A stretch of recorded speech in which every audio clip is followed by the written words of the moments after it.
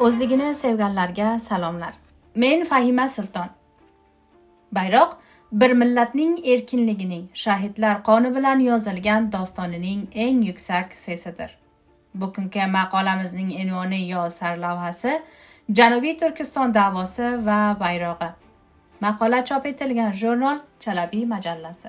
2-son 2020-yil avgust oyi.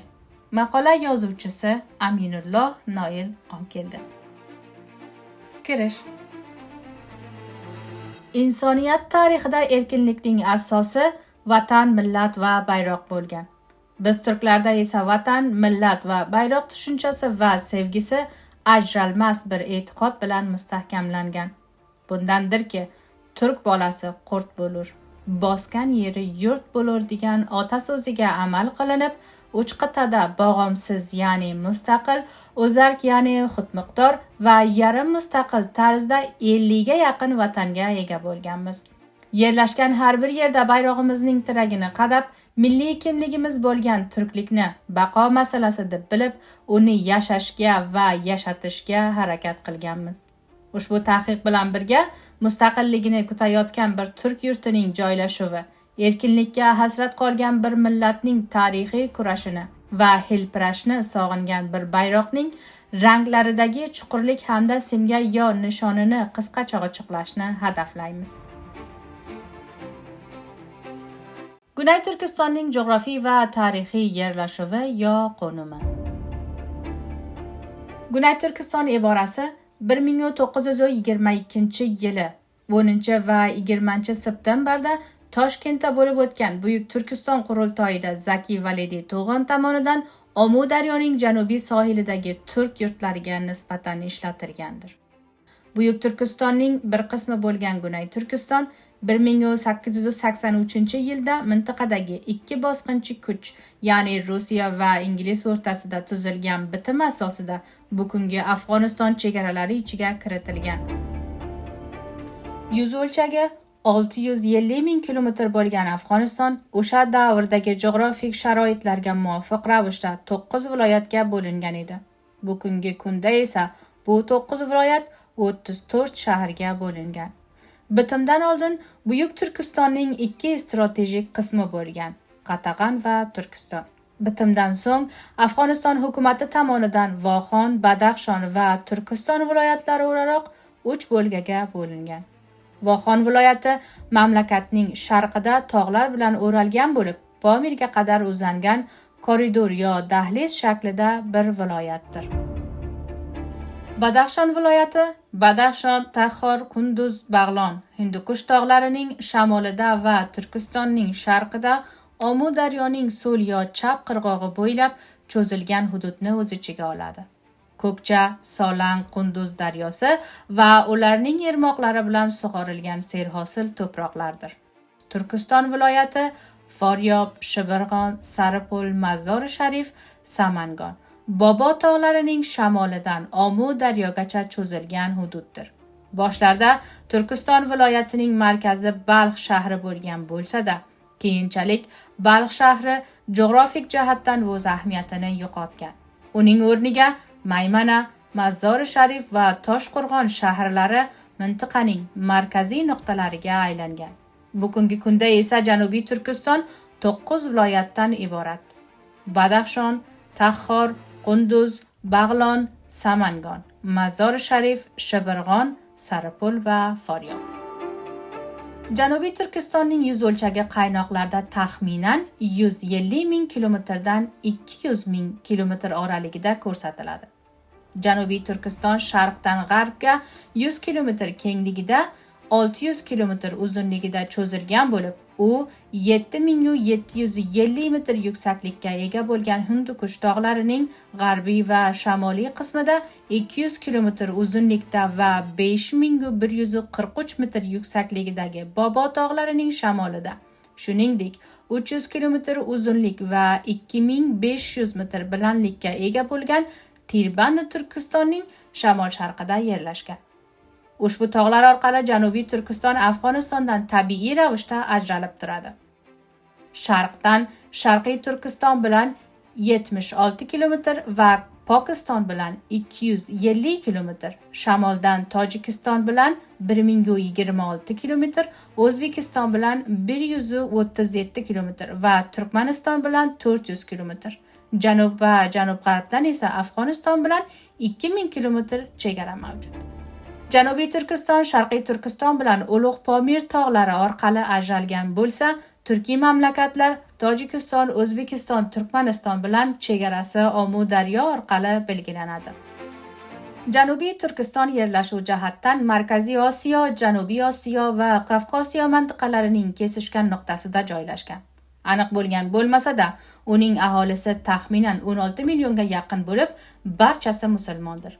Aholining 14 millioni turk qonli bo'lgan o'zbeklar, turkmanlar, o'ymoqlar, qazzoqlar, qirg'izlar, qipchoqlar, qarluqlar, mo'g'ullar, elxonlar, afshorlar, qizilboshlar va yana o'nlab boshqa turk urug'laridandirlar. 2 millionga yaqin aholi 20-yüzyilning boshlaridan boshlab Afg'oniston hukumati tomonidan Janubiy Turkiston hududlariga majburan yerlashtirilgan pashtunlar va kuchilar hamda hukumat zulmidan, ichki urushlardan yoki ish bahonasida kelib qolgan tojiklar va hazoralardan tashkil topgan. Burunlarda Janubiy Turkiston yerlari pashtunlar va kuchilarga cheksiz ravishda bo'linar ekan, 1978-yilda hukumat boshiga o'tgan Nurmuhammad Taraki 8 jiriba deb atalgan yangi istiloni amalga oshirib, turklarning yerlarini har pashtunga 16 ming metr murabba hajmida taqsimlagan. Janubiy Turkiston Tojikiston bilan Oyxonim eshigi, O'zbekiston bilan Hayraton darvozasi, Turkmaniston bilan Oqqina eshigi orqali savdo va tranzit yo'llariga ega ekan, Afg'oniston bilan sharqdan Solang darvozasi, janubdan Shibar va g'arbdan G'urmoch eshigi orqali savdo va tranzitga ochiqdir. Yer osti boyliklari nuqtai nazaridan katta rezervlarga ega bo'lgan bu jo'g'rofiyaning deyarli qaynoqlariga hech qanday qo'l urilgan emas. Dengizi bo'lmagan bu mintaqa faqat tabiiy daryolardan o'tgan suv bilan sug'oriladi. USAID 2013-yil bilgisiga ko'ra, aholisining 80% qishloq xo'jaligi va hayvonchilik yo chorvachilik bilan shug'ullanadi.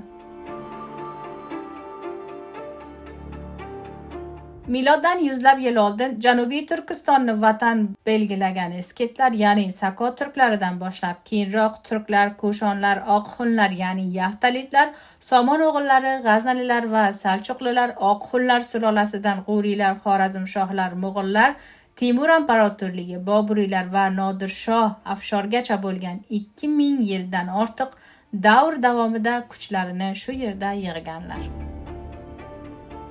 Osiyo xittasi bo'yicha hukm surgan turk davlatlari fath va zafar urushlariga doimo yo'lchilikni shu yerdan boshlaganlar. Bu haqiqat Janubiy Turkiston Afg'oniston xaritasiga qo'shib yuborilgan bo'lsa-da, o'zgarmagan. Shuningdek, bu hudud qadimiy turk turasi va tartib qoidalariga binoan mintaqaviy hokimiyatini quyidagi qahramonlar tufayli saqlab kelgan. Balxda Eshon Uroq, Oqchada Eshon Sudur, Shibirg'onda Mir Hakimxon, Oybekda Mir Bo'babek, Anxoyda G'azanfarxon, Toshqo'rg'onda Kenja Alibek, Saripulda Mahmudxon Beklar begi, Qatag'anda Shohmurodbek Beklaqay va ularning avlodlari tomonidan 1980-yilidagi Sovet bosqinigacha xudmiqdor tarzda boshqarilib kelgan. Bosqin davrida erkinlik uchun kurashgan turk yigitlaridan Abdulkarim Maxdum, Ozodbek Karimiy, Abdurrashid Do'stum, Rasul Pahlavon, Mutallabbek Oshur Pahlavon va yana ko'plab boshqa fidoyilar amalda urush qilganlar. Bosqinchdan so'ng esa Janubiy Turkiston 1992-1998 yillari oralig'ida konfederal yo'natim shaklida Marshal Abdurrashid Do'stum tomonidan boshqarilgan. Garchi bu hudud butun turk dunyosi tomonidan Janubiy Turkiston sifatida tan olinsa-da, Afg'oniston hukumati va boshqa elitlar uni Turkiston zamin deb ataydilar. Bu yurtning yirik yashovchilari, ya'ni turklar esa yurtlariga oddiygina Turkiston deyadilar. Biroq 1983 va 1984 yillarida qarshilik jabhasining qo'mondoni bo'lgan Ozodbek Karimiy tomonidan aynan shu hududga Janubiy Turkiston atamasi qo'llanila boshlagan. Janubiy yo Gunay Turkiston bayrog'i. Sovet ittifoqi 1991-yilida parchalangach, Turk jamhuriyatlari mustaqillikka erishgan bir vaqtda bizning buyuklarimiz ham mustaqillik yo'llarini izlay boshlaganlar. Biroq farqli jihat shuki, bu jug'rofiyada Rossiya yonchisi bo'lgan hukumat hamda Amerika tomoni bo'lgan mujohid guruhlar bunga imkon bermaganlar. Shunga qaramay, Marshal Abdurrashid Do'stum Janubiy Turkistonni 1992-yildan 1998-yilgacha konfederal yo'natim bilan boshqara olgan. Bu yillar orasida Turkiyaga bilim olish maqsadida yuborilgan turkistonlik talabalardan Erkin Yuzbegi va Usmon Maxdum kabi ayrim talabalar turk dunyosini qo'llab-quvvatlovchi jamiyatlar bilan tanishganlar va Gunay Turkiston uchun o'zlaricha poydevorlar yaratishni boshlaganlar. Dastlab ular bayroq yaratishni rejalashtirgan, pul banknoti va uning shakli haqida o'ylagan hamda boshqa muhim masalalar ustida to'xtaganlar. 2000 yillarga kelib, ular chizgan qizil, moviy va yashil ranglardan iborat 3 chiziqli o'rtasida oy va yulduz bo'lgan bayroqni nihoyat qabul qilganlar. Ijtimoiy tarmoqlarning keng tarqala boshlagan 2005 yillaridan boshlab Janubiy Turkiston da'vosining tarqalishi ham tezlashdi. Bu harakatlarning ilg'orlaridan biri bo'lgan Erkin Yuzbegi Janubiy Turkiston bayrog'ini quyidagicha ta'riflagan. Qizil, ochiq moviy va yashil yotoy yo ufuqiy chiziqlardan tashkil topgan bo'lib, oy va yulduz moviy chiziq ustida yerlashgan. U bayroqni shunday tasvirlar ekan, quyidagi qo'shimchalarni bergan. Bu bayroq o'zbeklar, turkmanlar, hazoralar, o'ymoqlar, qazzoqlar, qirg'izlar va totorlar dohil Afg'onistondagi barcha turklar uchun yagona bayroqdir. Bundan tashqari 2006 yili 4 avgustda ushbu bayroqni internet hofizasiga rasman kiritgan. Erkin Yuzbegi va da'vo arkadoshlari ilk boshlarda farqli faoliyatlarda ko'ringanlar va o'zallik bilan ijtimoiy yetkazmalar orqali o'nlarcha internet sayti ochib yuritganlar. Afsuski, Janubiy Turkistonda internetga kirish imkoniyati yo'qligi sababli bu qadriyatlardan faqatgina Turkiya va boshqa rivojlangan davlatlarda yashaganlar foydalanish imkoniyatiga ega bo'lganlar. 2007 yiliga kelib, milliyatchilik ruhi alangalangan tibb fakultasida o'qiyotgan yosh yigit Aminulloh Noilxon keldi, fakultaning ulkuji, ya'ni milliyatchi tashkiloti bilan tanishadi. 2010 yiligacha ushbu tashkilot bilan yo'lini davom ettirar ekan. O'z yurtida ham shunday bir tashkilotga ehtiyoj borligini his qiladi. Shunday qilib, o'sha yil Turonja harakat tashkilotining asosini qo'yadi. U yerdagi xalqning da'vo bilan tanishishini sog'lash, milliyatchilik ongini uyg'otish va erkinlik tamoyillarini singdirish maqsadida Janubiy Turkiston bayrog'ini bostirib va u yerdagi turonji yoshlarga tarqatgan. Bundan tashqari, shaxsiy Facebook hisobi va keyinchalik Turonja harakat tashkiloti adli Facebook sahifasi orqali Janubiy Turkiston uchun erkinlik ongini targ'ib eta boshlagan. Afg'oniston davlati 2017 yilida qora bir senaryo bilan Afg'oniston turklarining yetakchisi Marshal Do'stumni mamlakatdan surgun qilgan va turk buyuklari hamda qo'mondonlarini ketma-ket o'ldirishga, hibsga olishga va qamoqqa tashlashga kirishgan. Boshqa tomondan esa Al-Qoida va Tolibon kabi terrorchi guruhlarni keltirib, ularni Turkiston viloyatlariga yerlashtirgan. Kun o'tgach, ortib borayotgan zulmlarga qarshi Turkiston xalqi chiday olmay, 4 Julay 2018 tarixidan boshlab ko'chalarga chiqqanlar. 3 kun davom etgan noroziliklarga e'tibor bermagan Afg'oniston davlatiga qarshi 7 Julay 2018 tarixida Janubiy Turkiston bayrog'i Turonja harakat tashkilotining qo'rqmas yigitlari tomonidan Turkiston bo'yicha ko'tarilgan. Shularga qaramay, e'tiborsiz qolgan hukumatga qarshi Turonja harakat tashkiloti a'zolari jasur xalq bilan birga ilk Turkmaniston gumrugi, keyin Tojikiston gumrugi va eng so'ng O'zbekiston gumrugini yopib qo'ygan. 21 kun davom etgan bu qo'zg'alonda eng so'ng Turkiston va Afg'onistonning ochiq yo'li bo'lgan Solan kechish yo'li ham yopilgan.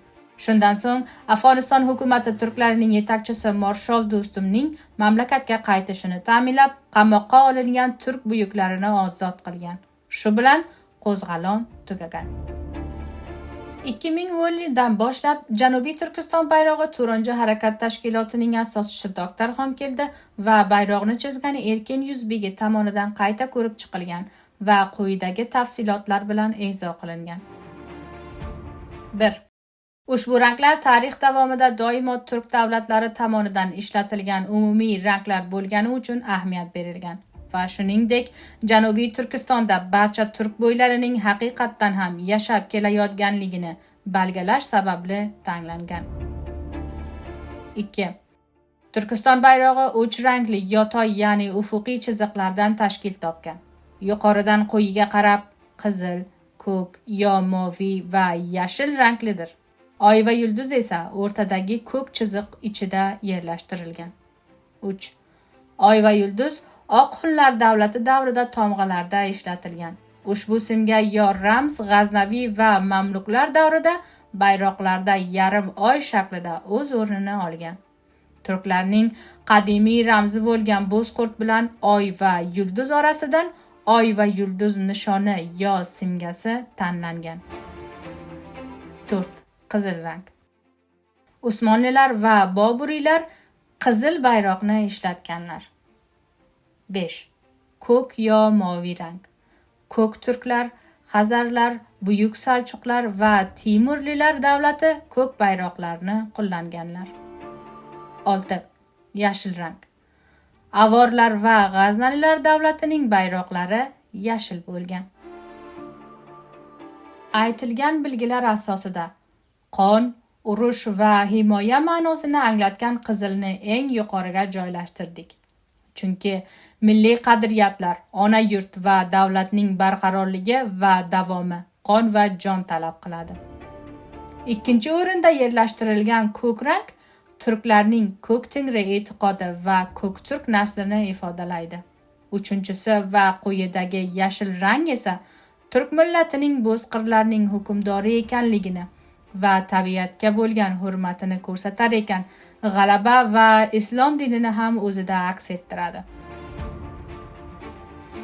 Go'zal bayrog'imizdagi oy va yulduz ham milliy qadriyatlarimizga bo'lgan qasamimizning tomg'asidir. Ushbu bayroq ilk marta rasman 7 Julay 2018 tarixida Janubiy Turkistonda hilpiraganligi sababli Afg'oniston ommaviy axborot vositalari tomonidan qo'zg'alonchilar o'zimizning o'zark yo muxtor yurtimiz Janubiy Turkistonni tuzamiz sarlavhasi ostida yangiliklarda bosh mavzuga aylangan. Sarpul viloyatida ochilgan bu bayroq Pomirgacha hilpiragan. Shu tariqa 7 Julay tarixi Janubiy Turkiston bayroq kuni sifatida tarixda o'z o'rnini egallagan. Bu kunlik bizdan shuncha. Yaxshi qoling.